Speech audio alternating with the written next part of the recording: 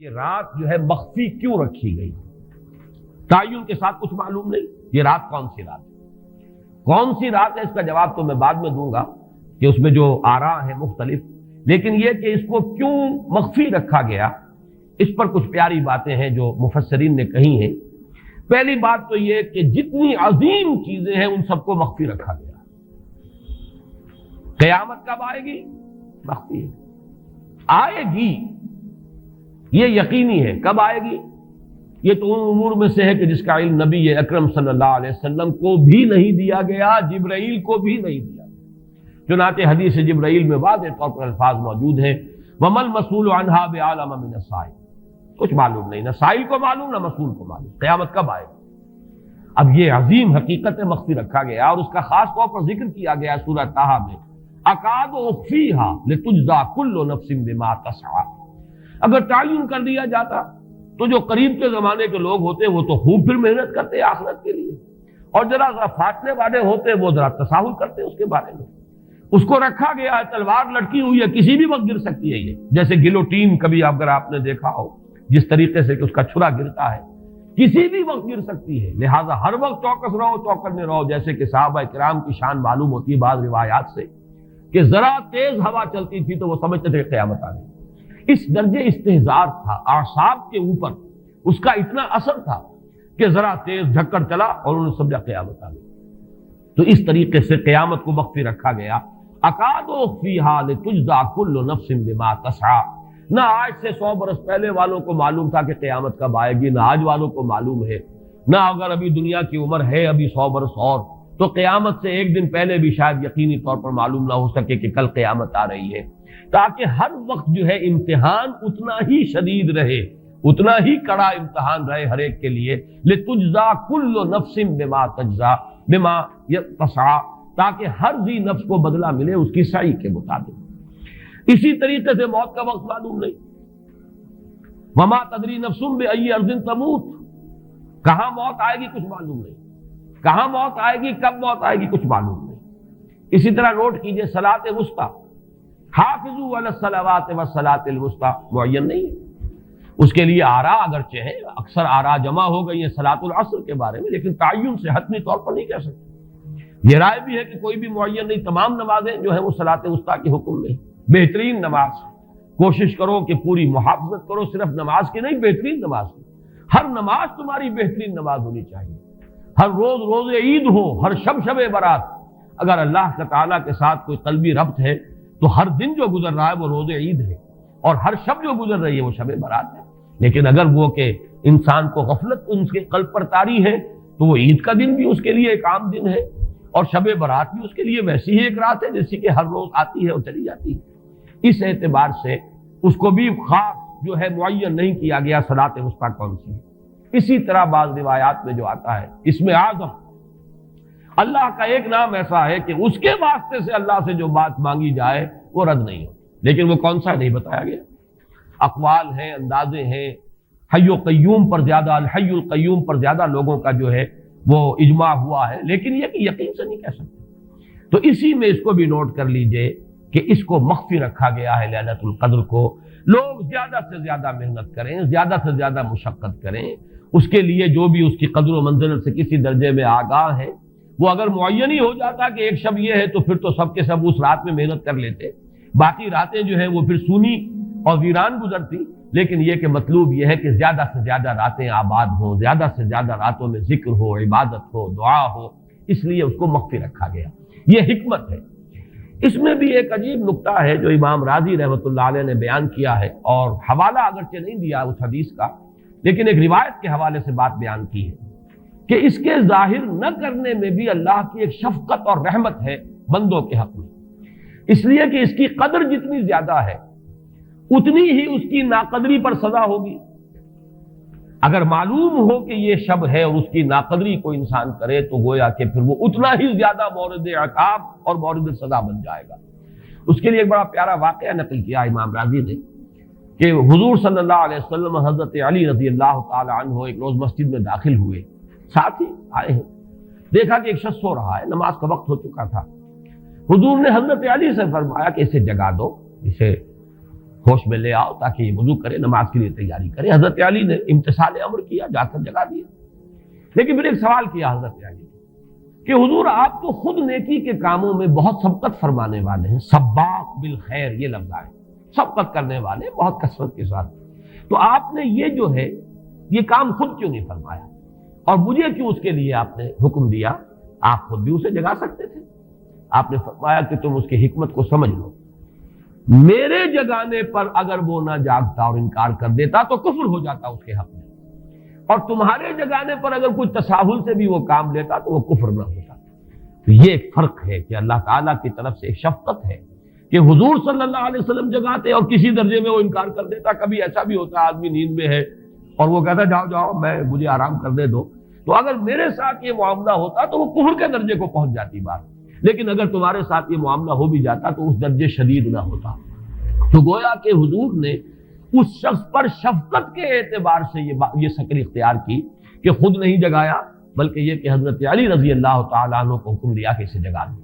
تو یہ نقطہ کہ لیلۃ القدر کے اخفاء میں یہ بات بھی ہے کہ اگر اس کو عیاں کر دیا جاتا، معین کر دیا جاتا، تو پھر جو لوگ اس سے غافل رہتے پھر وہ بہت سخت ناقدری کا ارتکاب کرتے اور بڑی سزا کے مستوجب ہو جاتے۔ اب چھٹی بحث ہے کہ وہ رات کون سی ہے۔ اگرچہ ایک رائے شاذ یہ بھی ہے کہ وہ رمضان سے باہر کی رات بھی ہو سکتی ہے، لازم نہیں ہے کہ رمضان ہی کی کوئی شب ہو۔ اس میں چونکہ بعض حضرات نے ایک روایت کی وجہ سے جسے ہم شب برات کہتے ہیں، لیلۃ البرات،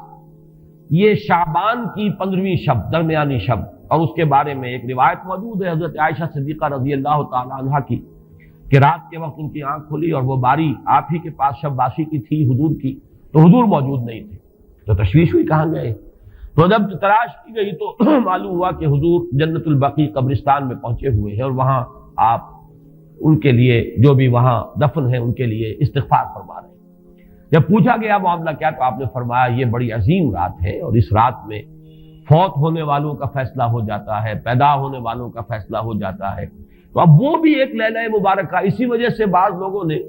وہ جو سورہ دخان کی ابتدائی آیات ہیں انا انزلناہ فی لیلۃ مبارکۃ،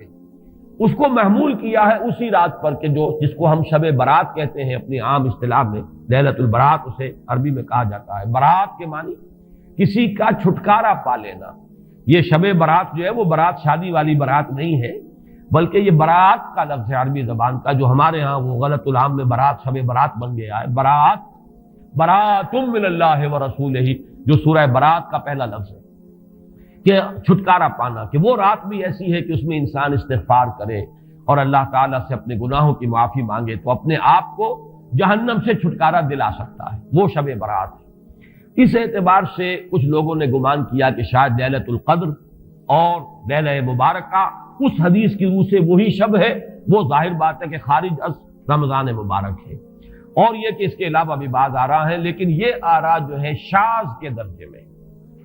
میں یہ کہہ سکتا ہوں کہ تقریباً اجماع ہے اس پر کہ یہ رات رمضان مبارک ہی کی ایک رات ہے۔ اس کی دلیل ایک تو یہ کہ القرآن یفسر بعضہ بعضا کے اصول کے مطابق قرآن مجید کے اندر سورہ بقرہ میں یہ واضح کر دیا گیا شہر رمضان الذی انزل فیہ القرآن، رمضان مبارک کا مہینہ وہ ہے کہ جس میں قرآن نازل کیا گیا، اور یہاں فرمایا انا انزلناہ فی لیلۃ القدر، ہم نے اس کو اتارا ہے لیلۃ القدر میں۔ ان دونوں کو جوڑیے تو اس کا ایک لا محالہ جو ایک انیویٹیبل رزلٹ نکلتا ہے وہ یہی ہے کہ یہ لیلۃ القدر رمضان مبارک میں۔ دوسری اس کی تائید ہوتی ہے وہ مشہور حدیث جس کو الحمدللہ کہ ہم نے بہت عام کیا ہے، رمضان مبارک کی آمد سے قبل کوشش ہوتی ہے ہر سال جو ہے اس کی یاد دہانی کرا دی جائے۔ ایک طویل خطبہ جو حضور نے دیا تھا، خطبنا رسول اللہ صلی اللہ علیہ وسلم فی آخر یوم من شعبان، یہ حضرت سلمان فارسی رضی اللہ تعالیٰ عنہ سے مروی ہے کہ حضور نے شعبان کے آخری دن ہمیں خطبہ ارشاد فرمایا، یا ایھا الناس قد اظلکم شہر عظیم شہر مبارک شہر فیہ لیلۃ خیر من الف شہر، لوگوں آگاہ ہو جاؤ، تم پر ایک بہت مبارک مہینے نے، بڑی عظمت والے مہینے نے سایہ کر دیا ہے، سایہ فگن ہو گیا ہے تم پر ایک مہینہ جو بڑی عظمت والا ہے، شہر عظیم جو بڑی برکت والا ہے، شہر مبارک، اور تیسرا جملہ اس میں یہی ہے شہر فیہ لیلۃ خیر من الف شہر، وہ مہینہ کہ جس میں ایک رات وہ بھی ہے کہ جو 1000 مہینوں سے افضل ہے۔ ان دونوں چیزوں کے حوالے سے تقریباً دلائل بھی موجود ہیں، اور ویسے یہ کہ جیسا کہ میں عرض کر چکا ہوں اجماع ہے کہ یہ رمضان مبارک ہی کی ایک شب ہے۔ لیکن رمضان مبارک کی کون سی شب ہے، اس پر بعض مفسرین نے تو لکھا ہے کہ 40 قول ہیں۔ چنانچہ صاحب تفسیر مظہری قاضی ثناء اللہ پانی پتی نے، میں نے وہ تفصیل تو نہیں پڑھی، کہ 40 قول نقل کیے، لیکن امام راضی نے جو 9 قول نقل کیے ہیں وہ میں تیزی کے ساتھ آپ کو سنا دیتا ہوں۔ ابن رزین رحمہ اللہ کا قول یہ ہے کہ رمضان کی پہلی شب ہے۔ حضرت حسن بصری رحمت اللہ علیہ، یہ ہے تابعین میں سے، اس لیے میں رضی اللہ عنہ نہیں کہہ رہا، رحمت اللہ علیہ۔ حضرت حسن بصری رحمت اللہ علیہ کی رائے ہے کہ یہ 17ویں شب ہے،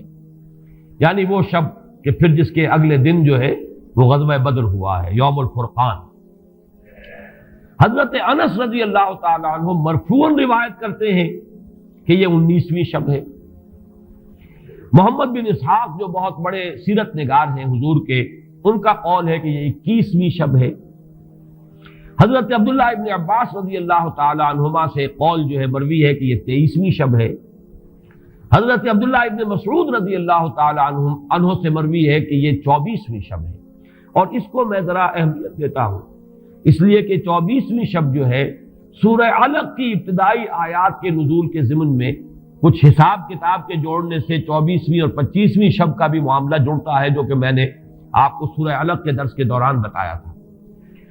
اس کے بعد حضرت ابو ذر غفاری رضی اللہ تعالیٰ عنہ کا قول ہے کہ یہ 25ویں شب ہے۔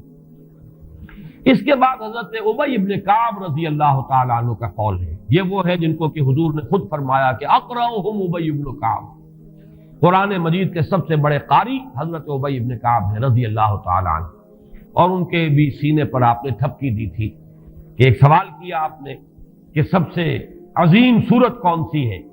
اور جب انہوں نے صحیح جواب دے دیا سورہ فاتحہ، تو پھر یہ کہ اس پر حضور نے تھپکی دی کہ تمہیں اللہ تعالیٰ نے بہت صحیح مناسبت عطا کی ہے علم کے ساتھ۔ ان کی اور صحابہ میں سے بہت سے لوگوں کی رائے،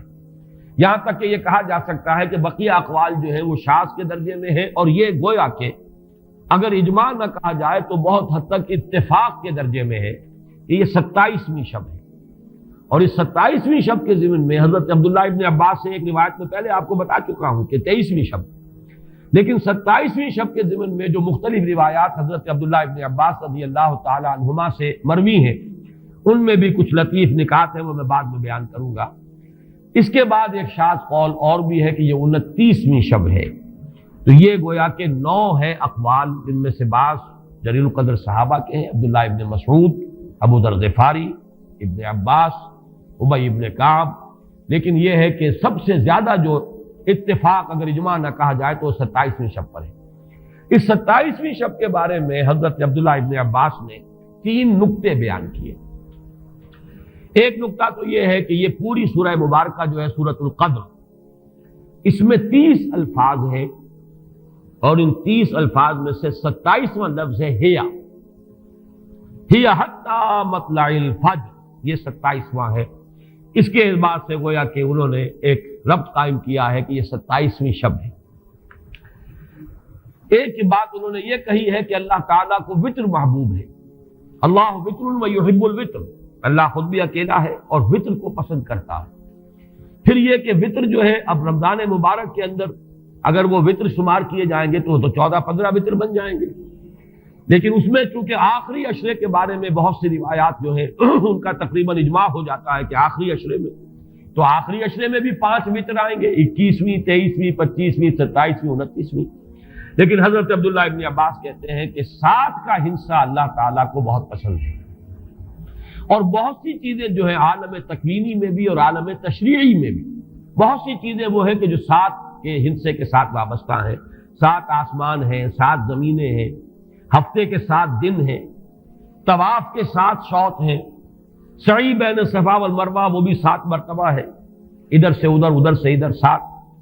اسی طریقے سے سجدے کے اعضاء بھی 7 ہیں، تو اس سے انہوں نے پہلے وطر اور وطر کے بعد 7 کا ہندسہ، رمضان کے آخری عشرے کی وطر راتیں اور ان میں 7ویں رات یعنی 27ویں شب، وہ اپنے اس حساب کتاب سے بھی. اور جب انہوں نے یہ بات بیان کی تو حضرت عمر رضی اللہ تعالی عنہ نے ان کی تحسین کی تھی.